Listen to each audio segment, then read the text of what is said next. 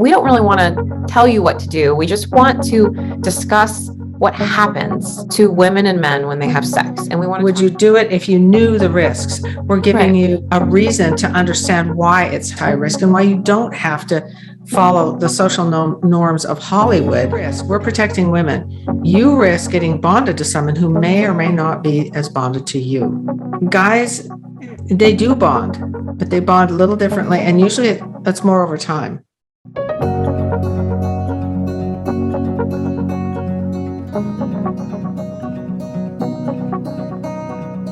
Hello, everyone. Welcome back to the Fascinating Womanhood channel, where we talk about everything that has to do with developing femininity and building strong, long-lasting, loving relationships. I am Cherry Lynn, and I'm here with my mom, Dixie Andelin Forsyth. Hi. Hi. So today we are tackling a very big subject. We are talking about high-risk relationships, more specifically, sleeping together before you get married. So premarital sex is something we don't really talk about very often. It's not something that we tend to tackle. It's a big subject and it's a big question. I know you do talk about it in your book. You call it high-risk behaviors. As opposed to saying the Bible says you shouldn't or losing religion, this is more scientific about why we say that you might get away with it, but it's high risk in that there's a greater chance you won't. So in today's video, we're going to talk a little bit about why so many people think that it's okay and some people don't. We're going to talk a little bit about some of the numbers out there, the studies out there, and then we're going to talk about 3 very important facts about sex with women. And then we're going to talk about men and how men view sex. And then we're going to talk about a few negative repercussions that might happen with this high risk premarital sex behavior. And we're aware that we're going to have a lot of people watching this that disagree, probably some people that agree. We totally understand that this is a tough topic. This is a sensitive subject. We have a lot of ladies that follow us that have lived with their boyfriends before they've gotten married. And we're not passing judgment on those ladies. We're just discussing this. I think this is so important before we get started into this, is that we're not passing judgment on those ladies. We're just discussing this topic as a whole of, if you choose this, this might happen or this might happen. That's really what we want to do. You just need to be aware of the risks. Like we said, we're going to get into a few things that we found. We did some research on, well, what's out there? What do people think about premarital sex? Well, what happens when people live together? And we just found a few things that might not be perfectly accurate, but we found a few things that we thought were interesting about premarital sex. There was a survey that was conducted by the NCBI, found that by the age of 20, 77% of men and women have had premarital sex. The same survey says that by age 44, so a little bit older, so we go from 20 to 44, 95% have had premarital sex. So that is a ton of people. Well, most of us out there. Almost everyone. Yeah. Almost everyone. And those who turned 15 between the years of 1964 and 1993, 91% had premarital sex by the time they turned 30. And that spans from the 60s to the 90s. That's a long period of time to have that statistic. 70% of adolescent females and 65% of adolescent males have had sex by the age of 19. The same survey said that 35% of adults say that premarital sex is always or almost always wrong. So a lot of these people are saying that it's wrong. It's not a lot, but a decent amount of them are saying that it's wrong there, but most of them are doing it, which is interesting. It tells me that we're not connecting the dots. But I like this next one. In 1938, a survey in the United States found that 52% of men had premarital sex and only 24% of women. 37% of women were virgins in 1938. In 1938, the divorce rate was 19%. In 1950, divorce rate was 20%. I remember when the pill came out, before the pill, it was really socially unacceptable, taboo, you might say, to be pregnant and not be married. With the advent of the pill, women could have birth control, and that changed women having more casual sex. They could then not have the consequences of pregnancy. Women are the one that bear the responsibility, if they get pregnant, of what to do about it. Through history, you'll see, and it's not like this anymore, of course, but women take on that social burden, especially like you were saying, the taboo time. Gosh, in the 20s, if you had a baby out of wedlock, like, you were shunned, and the man was not, the woman was. Well, but the thing is, even if you weren't, that's a responsibility of it. The financial and emotional, and I mean, you have a child under any circumstances, it is a huge undertaking. Now, fast forward to now, not only is it socially acceptable, it's normal, it's becoming more normal. And some women are even purposely kind of planning their lives out to have a baby if they don't find a man. I'll just have one anyway. It's just so different. It's interesting to see how different it's become. But then you look at the divorce rates that climb as all this is happening. And keep in mind, divorce rates do not include people who have never married or just lived together. So those divorce rates don't include cohabitation. And so that makes the numbers even higher. But then we move on. So we were talking about the 30s and the 50s. Then we move on to 1969. And we found in this survey that 70% of Americans disapproved of premarital sex, but 60% more women lost their virginity prior to marriage during this same decade, which is interesting. They're saying, I don't think it's appropriate. Maybe they're just wanting to say that because they just, they don't want to come across as. Well, they feel guilty about doing it. Yeah. They've been taught not to. And well, then you can see as the pill came out, like during the decade when the pill came out, and more women are losing their virginity. Pill comes out, and then boom, again, not saying that this is only about divorce, but it just is interesting that in 1970 the divorce rate reached 50%, the highest it had ever been. Yeah, and I think there is a connection because of, as we talk about, and we'll talk about in a minute, women, what happens to women when they commit that way. And so then we go, I promise we're almost done with these statistics in case you're kind of ready for us to move on. In 2014, 30% of Americans found premarital sex to be unacceptable. So the rate is continuously dropping. Yeah, that's still a high amount of people that would say that, considering, I mean, it's 2014. We have our Sex and the City show that's come out, and like you're seeing all these things in the media and movies about it being completely acceptable to sleep around, and still that decent amount of people are fessing up to say that they think it's wrong. And then we go back to the divorce rate again. Current data, and this is current meaning within the last, I'd say 10 years, shows that divorce is between 42 to 53% in the United States, 42% in the United Kingdom. It's just interesting to see these over time in history. And I know we could go even further back and we could get more current, we could get into more subjects to see this premarital sex approval, where people are, how many people are doing it, but yet the divorce rate continues to climb.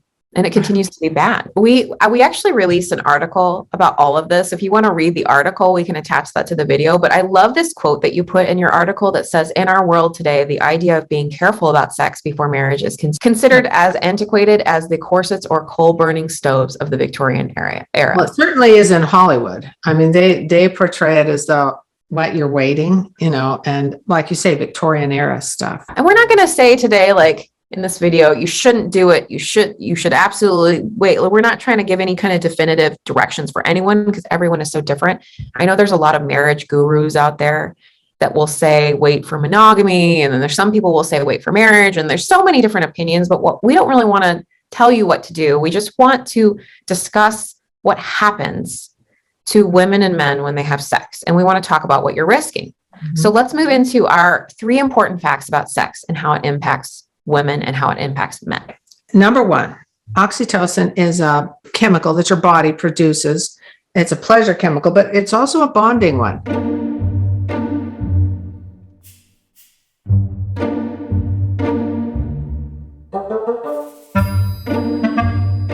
It tends to bond women to the person that they're being intimate with. It makes you feel connected, bonded. Men also produce oxytocin, but the testosterone that they have blocks a lot of it.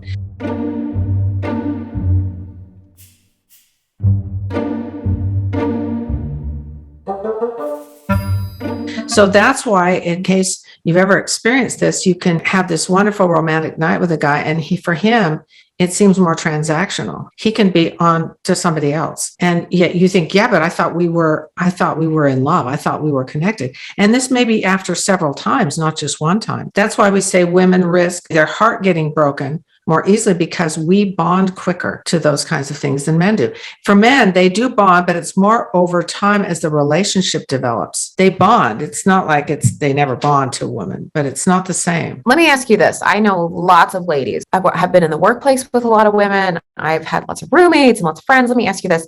What about the women that do say that they are not bonding to a man and they are kind of there's tons of women out there that claim to be the Samantha Jones of like Sex and the City, the ones that are promiscuous and they have fun and they love it. What do you think is going on when those women are saying that they're just like men and they're having this casual sex and it doesn't mean anything to them? Some women can kind of do the transactional sex if they're getting something else out of it. But we're talking about women who are more interested in relationships, and which most of us are. We're more interested in relationships, in having the love of their life, things like that. There's play. We could say playboys for men, playgirls for women. There's those kind too, but we're not. That isn't the majority of us. It's not really necessarily the majority of men, although I think there are more of them who are more transactional. Right. Than there are women. You're saying that this oxytocin thing is really something to watch out for as you are dating and you're looking for a life partner. That's what you're saying. Because we're protecting women. You risk getting bonded to someone who may or may not be as bonded to you. Okay. And so it's high risk. Number 2.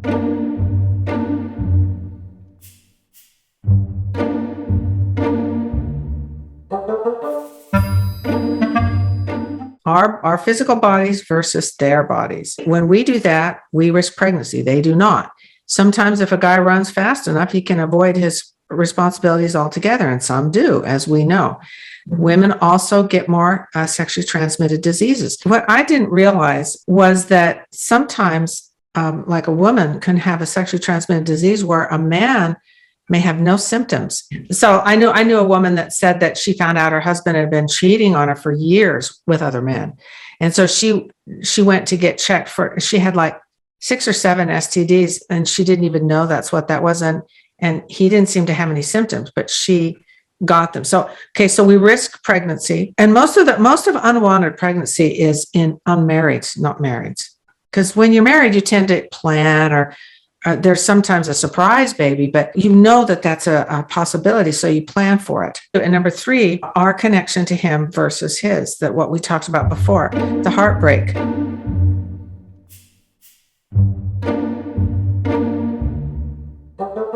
If you are somebody that falls easily, especially, this can be really hard. If you go ahead and take that leap to sleep with him, I've heard even ladies that are engaged and they say, he wants me to move in with him because we're engaged. And then they kind of fall into it and then things fall apart. And boy, that heartbreak is just so difficult to overcome. And men get heartbreaks too, but it's not like we do.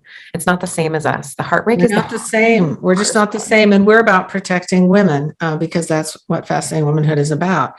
Guys, they do bond, but they bond a little differently. And usually that's more over time. Yeah, the heartbreak one is really hard. And I think it's the most common one that we hear about because, the second one about your body and stuff, like, I think that is a really high risk. But one of the reasons why a lot of women do go out there and have casual sex is because there are so many things that can protect you now from pregnancy and STDs. It's not as high of a risk as it used to be because we have all of these things that we can rely on that we don't take as big of a risk, but there's nothing you can use to protect your heart. There's nothing you can do to protect yourself from getting a heartbreak. No, there's nothing to protect you from that except being careful of your relationships and not husband privileges to boyfriends before they're willing to commit. I mean, because before you're safe, and because we have a lot of ladies that have lived with their boyfriends and fiancés and stuff. And this isn't about passing judgment on that. And this isn't about saying that that's wrong. It's just about saying,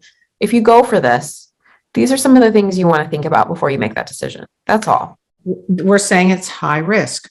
Yeah. We had one, when we posted something about this, I was a year or 2 ago, somebody said, I really agree with this. My husband and I got away with it. We realized we were lucky. We lived together to save money and so forth, and we got away with it, but we got away with it rather than a lot of people do get away with it. And that's fine. I think this is more for those, like you said earlier, that are searching for a husband and looking for a life partner, and also younger girls, that statistic we read earlier about girls losing their virginity younger, teenagers, young women, 18. This is women in college. This is really important for those ladies because they don't have that life experience to understand some of these repercussions. Well, the other issue is, and I talk about in my book, is developing, if you want to be with the love of your life forever, developing your relationship in order, levels of relationship is important. And if you jump into the physical sex too quickly, you can blind yourself to whether you really want to be with this guy, to learn, because you don't know enough about him. You don't know, like you may know him intellectually, you may have been, acquainted, you may even have some emotional connection, but is your relationship, do you understand his heart? And we say spiritual isn't necessarily religious. It may be, but it may not be, but it's how somebody's values in life are. Yeah, we did a video on the 4 levels of relationships. You should definitely watch it. We can attach it, because that one is a whole other area of following them and checking them off before you move to the last phase. People who jump into sex too quickly, which is in a lot of the cases here, they haven't gone through those other levels. The physical should be last when you're emotionally safe to do so, when you know you have somebody's heart and commitment. You don't want to risk your own heart unless you know for a fact that you've got his. Okay, so now we're going to talk about the common negative repercussions of premarital sex. And again, this doesn't mean that if you've had premarital sex, you're doomed, your relationship's doomed. It just means things to think about. So the first one is,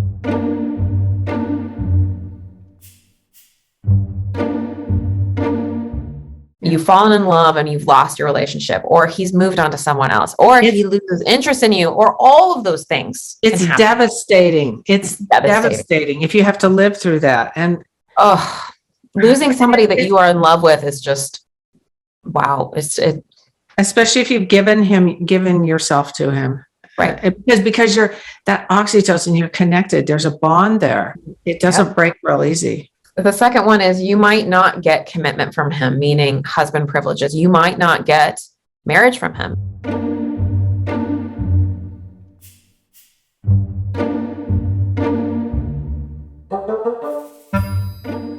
But you might see that the next step is moving in together, and then the next step after that is years and years of moving in together. And if you're somebody that wants a ring and you want that marriage, you might not get that when you want it.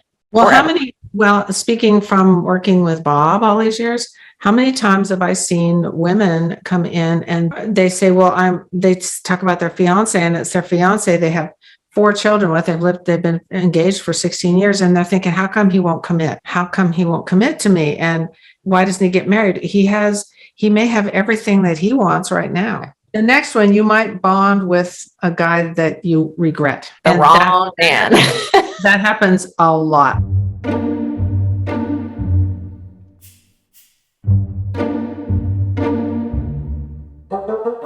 Where you get bonded with a guy who does not love you, who's not capable of loving you, but you try so hard to make it work because you're so connected to him. That's a big one.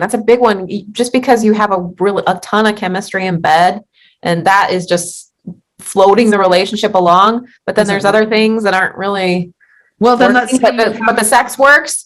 Then you bond to him because of the oxytocin. Like, that's a big risk.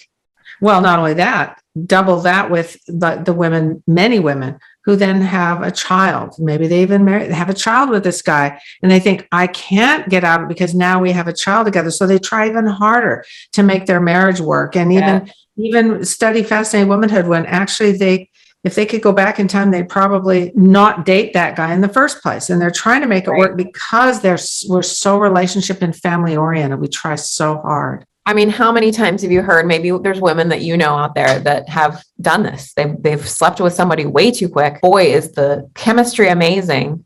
You end up having a kid, but you weren't necessarily wanting to marry this person, or you weren't sure if you want to marry this person, but the kid kind of sealed the deal.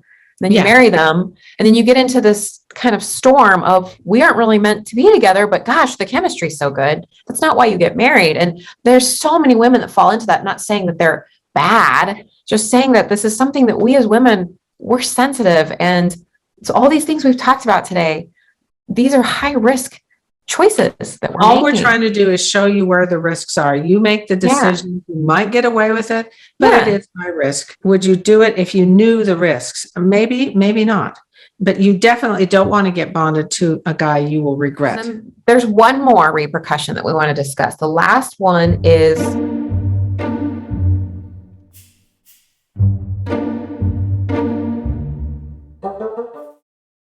the loss of romance. Sometimes, and this is just, you may have tons of it and do all these things, and we could be wrong, but you may risk losing all of that courting, that lovely romantic courting, because you just jump right into it. You skip it. It's almost like you hurdle it. I think about a big hurdle and you're jumping over it and you just jump into sex, and you miss some of that courting and that romance in your early part of your relationship. It can also blunt you just a little bit to recognizing it in a next guy. You may think you have to do the exact same thing again. And when a woman bonds with a man and then you break that bond, try to unbond, bonding with the next guy where you may be a little jaded, a little more guarded. It may not give the next guy as much of a chance because you're afraid. This one too is about, this last one, about growing something together. And you say in the 4 levels of relationships, I just love that concept of developing your relationship in order.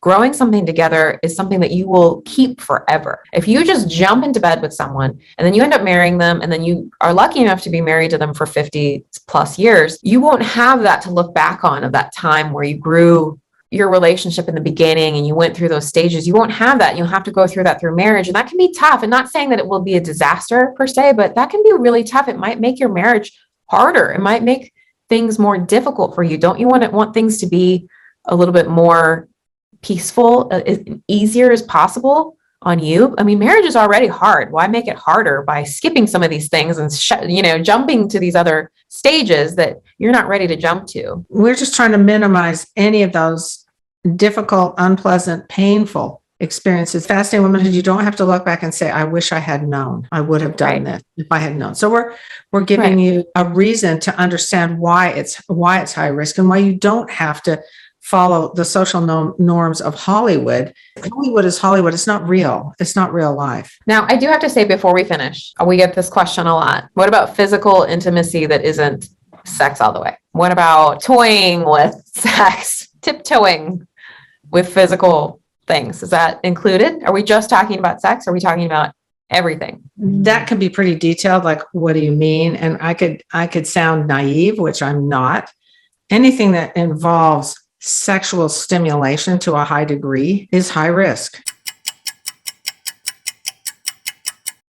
Because those bonding chemicals are still there, whether there's actual intercourse or not. It's still there. So we're not talking about kissing and things like that. We're talking about things beyond that. Okay. You can, there's all these different levels, and you can say, what can I get away with? But then you're not really getting the point. The point is not to get hurt. That's the point. And so we don't specifically say you can do this, but not this. The point is when you're sexually aroused to the point that you're bonded with that person, that you feel like if you broke up, it would destroy you. It would really break your heart because you've committed so much. It isn't just, oh, let's prevent pregnancy and all is fine.